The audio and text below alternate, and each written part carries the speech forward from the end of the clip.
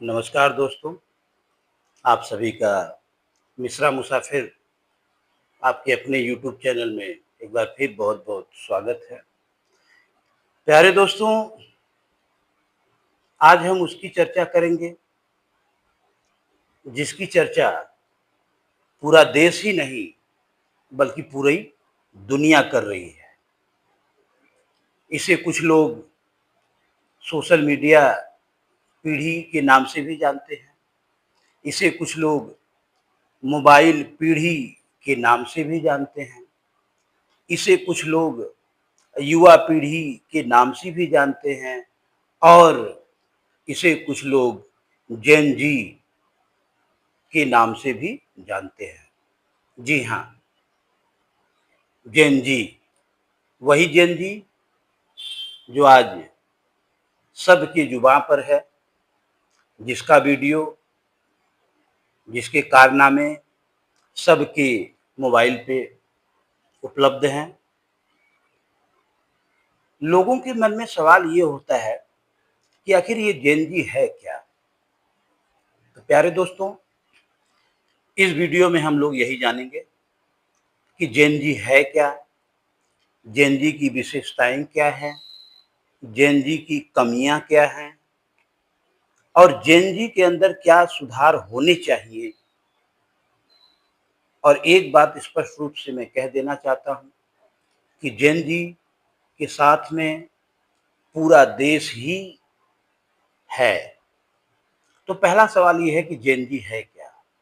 तो साधारण शब्दों में हम ये समझ सकते हैं कि 1996 या 97 से लेकर के 2013 या 14 के बीच में जितने भी बच्चे पैदा हुए हैं वे जेन जी कहलाते हैं। जेन जी के बच्चे की विशेषताओं का अगर हम लिस्ट बनाने लगें तो शायद पेपर खत्म हो जाएगा, स्याही खत्म हो जाएगी, लेकिन इनके विषय में बातें खत्म नहीं होंगी। कुछ महत्वपूर्ण बातें, इनकी विशेषताएं मैं आज आपके समक्ष बताना चाहूँगा। ये जो जेन जी है, इनकी सबसे बड़ी विशेषता ये है कि ये नई सोच के लोग हैं। नई तकनीकी, साइंस, टेक्नोलॉजी को ये बहुत जल्दी से सीखना चाहते हैं और सीख भी लेते हैं। जेन जी एक ऐसी पीढ़ी है जो अपने बातों को खुल के समाज के सामने रखना जानती है। जेन जी एक ऐसी पीढ़ी है जो अपनी बातों को तार्किक रूप से लोगों को समझाना जानती है। जेन जी एक ऐसी पीढ़ी है जो नई सोच के साथ कदम से कदम मिला करके आगे बढ़ना जानती है। जेन जी एक ऐसी पीढ़ी है जो देश के भविष्य निर्माता के रूप में एक अहम भूमिका निभा सकती है।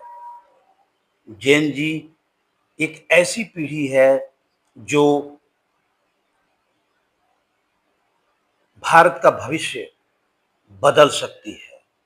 जेन जी एक ऐसी पीढ़ी है जिसके पास जानकारियों का भंडार है। जेन जी एक ऐसी पीढ़ी है जो नई तकनीकी, नए ज्ञान, नई सोच, नई विचारधारा को प्रश्रय देती है। जेन जी एक ऐसी पीढ़ी है जो स्टार्टअप करके एक मिसाल कायम कर सकती है। जेन जी एक ऐसी पीढ़ी है जो अपने करियर के प्रति बहुत ही सचेत दिखती है। जेन जी एक ऐसी पीढ़ी है जो आने वाले भविष्य का निर्माण कर सकती है। तो जेन जी की खूबियों की चर्चा करना बड़ा मुश्किल है। आज जेन जी जब पैदा हुआ तब उसे मन बहलाने के लिए नानी या दादी की लोरियों का सहारा नहीं लेना पड़ा, बल्कि उसका समय जन्म के बाद उसके हाथ में पेन और किताब नहीं आया, बल्कि उसके हाथ में आया तो मोबाइल, चाहे वह कार्टून देखने के लिए, चाहे वह किसी अन्य उद्देश्य के लिए। तो जेन जी का अधिकतर समय वह सोशल मीडिया पर ही गुजरता है। जेन जी एक ऐसी पीढ़ी है जो जानकारियों का भंडार है, लेकिन केवल जानकारी रखना ही पर्याप्त नहीं है। वो जानकारी कितनी सही है, कितनी गलत है, वो भी होनी चाहिए। सोशल मीडिया पे घूमने वाली सारी जानकारी वह सही नहीं होती है, इस बात की जानकारी हमें होनी चाहिए। जेन जी का अधिकतर समय सोशल मीडिया पे ही गुजरता है। और जेन जी की अगर कमियों की बात करें, इस पीढ़ी के अंदर अगर एक कमी जहाँ तक मुझे दिखती है, तो जेन जी की पीढ़ी के अंदर धैर्य की कमी है, धीरज की कमी है। वे सब कुछ जल्दी करना चाहते हैं, वे सब कुछ जल्दी पाना चाहते हैं, वे बहुत जल्दी फेमस होना चाहते हैं।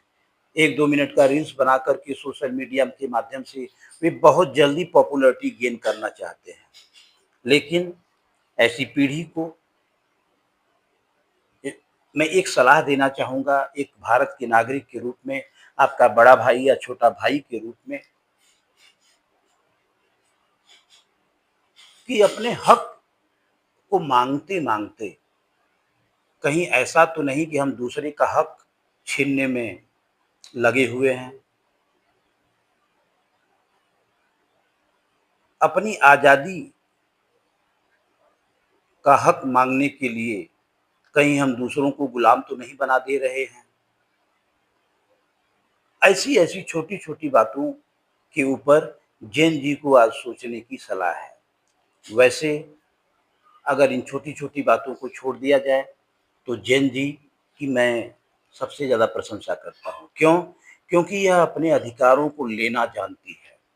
उदाहरण के तौर पे अभी जो नीट का पेपर लीक हुआ, इसके विरोध में दिल्ली की जंतर-मंतर पे जिस प्रकार के जिस प्रकार से देश के युवाओं ने, देश के जेन जी ने अपना विरोध प्रदर्शन किया, वो लाजवाब था। और सरकार इसके सामने झुकी भी और झुकनी भी चाहिए। लेकिन वहीं कुछ भटके हुए युवा, कुछ भटके हुए जेन जी के लोग किसी के भड़कावे में आकर के जो देश के खिलाफ नारेबाजी करते हैं, जो देश की पुलिस और देश के सैनिकों का अपमान करते हैं, जो देश के प्रधानमंत्री के खिलाफ अपशब्द भाषा का प्रयोग करते हैं, ये नहीं होना चाहिए। क्योंकि देश के प्रधानमंत्री ने कोई ज़बरदस्ती देश के प्रधानमंत्री की कुर्सी पर कब्जा नहीं किया है।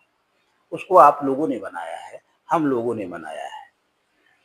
तो ये हमारा कर्तव्य है एक भारतीय के नाते, और आपका एक कर्तव्य है एक जेन जी के रूप में, कि हमें अपने देश के प्रधानमंत्री, अपने देश के राष्ट्रीय ध्वज का अपमान कभी भी बर्दाश्त नहीं होना चाहिए। चूँकि देश है तभी हम हैं, देश का सम्मान है तभी हमारा सम्मान है, देश का विकास है तभी हमारा विकास है। इसलिए विरोध प्रदर्शन के नाम पर दंगा करना, ये जेन जी जैसे बुद्धिमान पीढ़ी को, जेन जी जैसे विवेकशील पीढ़ी को शोभा नहीं देता है। और अंत में जाते-जाते एक बात मैं ज़रूर ये बताना चाहूँगा कि जेन जी इसलिए जानकारियों का भंडार है क्योंकि इसके जेब में मोबाइल है।